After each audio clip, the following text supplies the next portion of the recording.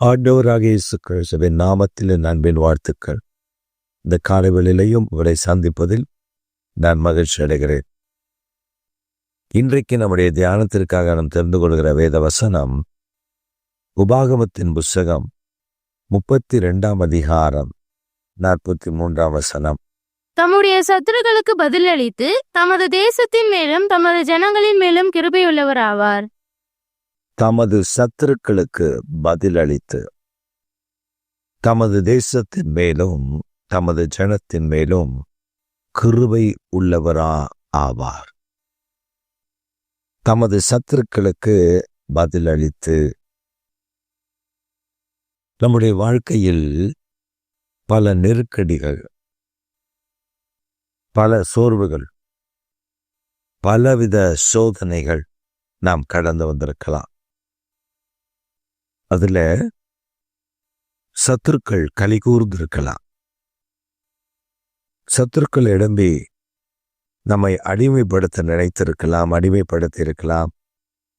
நம்மை அதிலிருந்து விடுவிக்கிறதற்கு வழி இல்லாமல் இருக்கலாம். ஆனால் கர்த்தர் இந்த காலைவேளையில் நம்மிடத்துல பேசுகிற ஒரு காரியம், சத்துருக்களுக்கு, என் சத்துருக்களுக்கு நான் பதில் அளித்து அவனுக்கு கொடுக்க வேண்டிய பதிலை நான் திரும்ப கொடுப்பேன். தேசத்தின் மேலும் ஜனங்கள் மேல் நான் கிருபை காண்பிக்கிற கர்த்தர், கிருபையாயிருப்பேன். ஆண்டவர் நம்முடைய வாழ்க்கையில, ஐயோ இந்த சத்துருக்கு பதில் அளிக்கவில்லையே, என் சத்துருக்கள் எவ்வளவாய் பெருகி இருக்கிறார்கள், என்னை வளைந்து கொள்ளுகிறார்கள், என்னை துன்பப்படுத்துகிறார்கள், என்னை வேதனைப்படுத்துகிறார்கள். இதெல்லாம் நடக்கும். நாம் அதெல்லாம் கடந்து வந்திருப்போம், அல்லது ஒருவேளை கடந்து கொண்டிருப்போம். நம்மோடு கூட இருக்கிறவங்க தான் திடீர்னு சத்துருக்களாக மாறிடுவாங்க. செய்யாததை செய்தேன்னு சொல்லுவாங்க, சொல்லாததை சொன்னேன்னு சொல்லுவாங்க. சில நேரங்களில் மூர்க்க வெறி கொண்டு மற்றவர்களை அழிக்கிறவர்களாகவும் இருப்பான். ஆனா கர்த்தர் வாக்கு மாறாதவர். அவர் ஒரு வாக்குத்தத்தம் செய்துவிட்டால் அதை நம்முடைய வாழ்க்கையில நிறைவேற்றி விடுவார். நம்மை சிக்க வைப்பார்கள். நம்ம சத்துருக்கள் எப்படி வருவாங்கன்னா, நம்மளை கார்னர் பண்ணி சிக்க வைப்பாங்க. உங்களை கார்னர் பண்ணுவாங்க. எப்படி கார்னர் பண்ணுவாங்கன்னா, உங்களுடைய குறைகள் என்னன்னு பார்ப்பாங்க. இந்த சத்துருக்கள் வரும்போது எப்படி வருவாங்கன்னா, பரிசுத்தவான்கள் மாதிரி, பரிசுத்த வாட்டிகள் மாதிரி, ஆண்டவரோடு அவங்க நெருங்கி ஒரு வாழ்க்கை வாழ்கிறதை போல ஒரு பிம்பத்தை கட்டமைச்சு அவங்க உள்ள வருவாங்க. வரும்போது எப்படி தெரியுமா சொல்லுவாங்க, ஐயோ இதுவா இவ்வளோ கஷ்டப்படுறீங்களா, கர்த்தர் நல்லவர் பாருங்க, ரொம்ப நல்லவர், ரொம்ப நல்லவர் அப்படின்னு சொல்லி அந்த நல்லவர் என்று சொல்லிவிட்டு தான் உள்ள வருவாங்க. உள்ள வந்துட்டு அவங்க சொல்லுவாங்க, நீங்க இந்த லோன் வாங்கக்கூடாது, நீங்க இந்த லோன் எடுக்கக்கூடாது, நீங்க வீடு கட்டணும்னா லோன் போடுங்க, மாசம் மாசம் வரும், பார்த்துக்கலாம், நான் ஏதாவது கொடுக்குறேன். எவ்வளோ காலம்? 1 மாசம் கொடுக்கலாம், 2 மாசம் கொடுக்கலாம். அப்புறம் அப்ப என்ன, அதுக்கு என்னதான் காரணம் அப்படின்னா, நம்ம அடிமைப்படுத்தி சிக்க வைப்பது. நாம ஒரு விஷயத்துல ஓடிட்டு இருப்போம், நாம ஒரு விஷயத்துல கர்த்தரை முழுமையா நம்பி காத்திருப்போம், நாம ஒரு விஷயத்துல கர்த்தரை உண்மையா தேடி காத்திருப்போம். ஆனா சிலர் நம்மளை இக்கட்டுல மாட்டி விடுறதுக்குன்னே வருவாங்க. என்ன சொல்லுவாங்க தெரியுமா? உங்களுக்கெல்லாம் லோன் கிடைக்காது, நான் லோன் போடுறேன், நான் லோன் போட்டு இதை பண்றேன், நீங்க கட்டுங்க. அவங்க நம்மளை மாட்டி விட்டுட்டு அவங்க எஸ் ஆயிடுவாங்க. சொத்துக்கு சொத்தும் போச்சு. வாழ்நாள் முழுவதும் நம்ம கட்ட வேண்டிய நிர்பந்தத்திற்குள் சிக்கிக்கொள்ளுவோம். இப்படி சில நல்லவங்களை போல, ஏன் நம்ம குடும்ப நபர்களே அப்படிதான் உள்ள வருவாங்க. ரொம்ப அழகா வாழைப்பழத்துல ஊசி இறக்குற மாதிரி பேசுவாங்க. ஐயோ அண்ணன், தம்பி, மாமா, மச்சான் அப்படின்னு வருவாங்க. உள்ள வந்துட்டு சொல்லுவாங்க, நீ இவ்வளவு கஷ்டப்படுறதுல பார்க்க ரொம்ப கஷ்டமா இருக்கு, அந்த லோன் ஒன்று வருது, உங்களுக்கு தரமாட்டான், எனக்கு தருவான், நான் பார்த்துக்கிறேன், நீங்க மட்டும் கட்டுங்க, கொஞ்சம் கொஞ்சம் கட்டுங்களேன். ஒரு சமயம் என்னுடைய டூ வீலர் ஆக்சிடென்ட் ஆகி அந்த முகப்பெல்லாம் உடஞ்சிருச்சு, ரொம்ப உடஞ்சிருச்சு. அந்த டூம் கிடைக்கல. அப்புறம் சரி பண்ண வேண்டியதெல்லாம் சரி பண்ணி கொஞ்சம் கொஞ்சமாக சரி பண்ணி அதை ஓட்ட ஆரம்பித்தேன். அப்போ எங்கள் விசுவாசி ஒன்று வந்துச்சு. அந்த அம்மா வந்து சொல்லிச்சு, ஃபர்ஸ்ட் நீங்கள் கவலைப்படாதீங்க, வண்டி புதுசு எடுத்துடலாம், இந்த வண்டி வேண்டாம். எனக்கு பெரிய சந்தோஷம். கர்த்தர் பேசியிருப்பார் போல. அப்புறம் அடுத்த வார்த்தை தான் எனக்கு ஷாக்கு.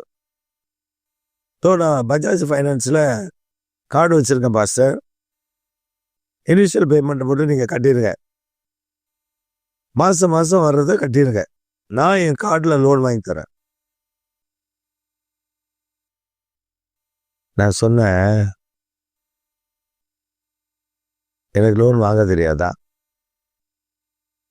வருமானம் இருக்கணும், நம்ம அதை செய்யணும். வருமானமே இல்லை, சபையில் வரக்கூடிய வருமானத்தை நம்பி எல்லாம் லோன் எடுக்க முடியாது.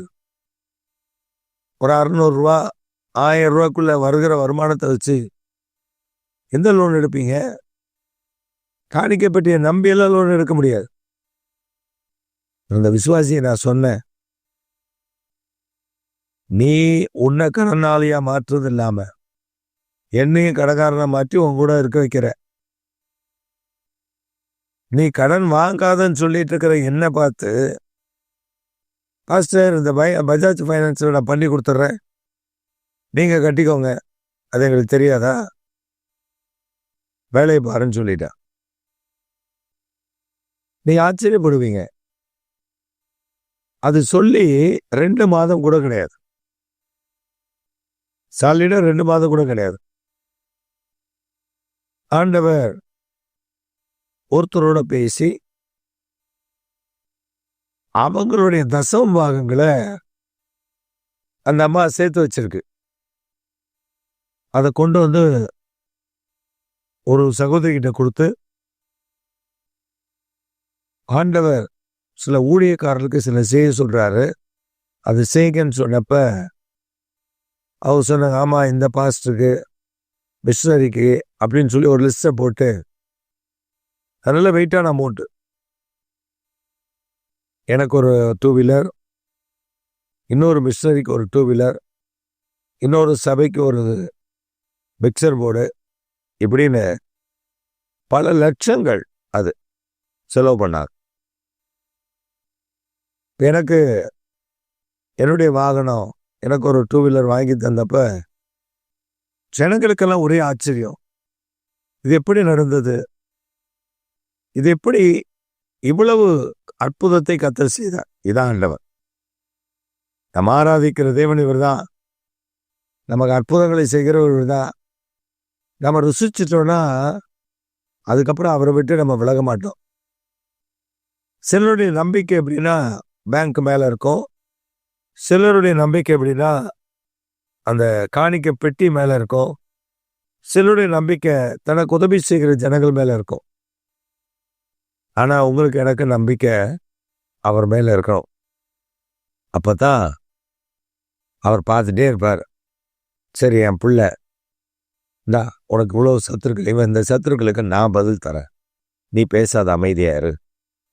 நம்ம பேச வேணாம்னு சொல்லிடுவாரு, நம்ம பேச மாட்டோம். நீங்க சும்மா இருங்கப்பா, யுத்தம் பண்ணாதீங்க, நீங்க பேசாதீங்க, அமைதியா இரு, நான் பார்க்குறேன், நான் டீல் பண்றேன், நீ ஏன் கவலைப்படுறீங்க அப்படின்னு சொல்லி அவர் டீல் பண்ண ஆரம்பிச்சிட்டாருன்னா சத்துருக்களுக்கு ஒரு அழிவை தந்துட்டு தேசத்துல தம்முடைய ஜனங்களுக்கு கிருபை அளிப்பாராம். இந்த காலை வேளையில ஐயோ என் சத்துருக்கள் எனக்கு இன்னும் தொந்தரவுப்படுத்தி என்னை அடிமைப்படுத்தியே வச்சிருக்கான், என்னைக்குப்பா எனக்கு விடுதலைன்னு சொல்லி, என்னைக்குப்பா எனக்கு ஒரு ரட்சிப்பு, எனக்கு எப்படிப்பா ஒரு மீட்பு, இதுலேருந்து என்னை எப்படி நீங்க காப்பாத்துவீங்க, இந்த கடன்ல இந்த பிரச்சனையில நான் சிக்கியிருக்கேன், எனக்கு ஒரு விடுதலை வேண்டுமே அப்படின்னு சொல்லி நீங்க ஒருவேளை மனம் கசந்து அழுது செபித்திருக்கலாம். உங்களுக்காக தான் இந்த செய்தி. உன்னை மாட்டிவிட்ட சத்துருக்களுக்கு அவர் பதிலளிப்பார். உன்னை சிக்க வச்ச சத்துருக்களுக்கு அவர் பதிலளிப்பார். அது மாத்திரமல்ல, உனக்கு விரோதமா உன்னை அடிமைப்படுத்தி வச்சிருக்கிற சத்துருக்களுக்கு அவர் பதிலளிப்பார். கூடவே தேசத்திற்கும் தம்முடைய ஜனங்கள் உங்களுக்கும் அவர் கிருபையை தருவார். இந்த காலவேளையில் அந்த கிருபை மாறாததாய் உங்கள் நடுவில் இருக்கும். அந்த கிருபை மகிமை நிறைந்ததாய் உங்கள் நடுவில் இருக்கும். மேன்மை உள்ளதாய் அந்த கிருபை உங்கள் நடுவில் இருக்கும். அதனால சோர்ந்து போகாதீங்க. இன்றைக்கு ஆண்டவர் உங்கள் சத்துருக்களுக்கு பதிலளிப்பார். பதில் கொடுக்கிற நாட்கள் இந்த நாட்கள். நீங்க வேணா பாருங்க, ஆண்டவர் இந்த நாட்கள்ல, ஆண்டவருக்கு சித்தமானால் இந்த மாதத்துக்குள்ள சில சத்துருக்களுக்கு ஆண்டவர் பதில் கொடுப்பான். அதை கண்டு நீங்க மகிழ்ச்சி அடைய போறீங்க. அது மாத்திரம்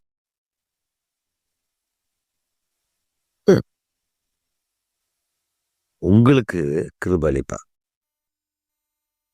அந்த மனுஷோடு கூட கர்த்தரை துதித்து உயர்த்தின அவர் பெரியவர்.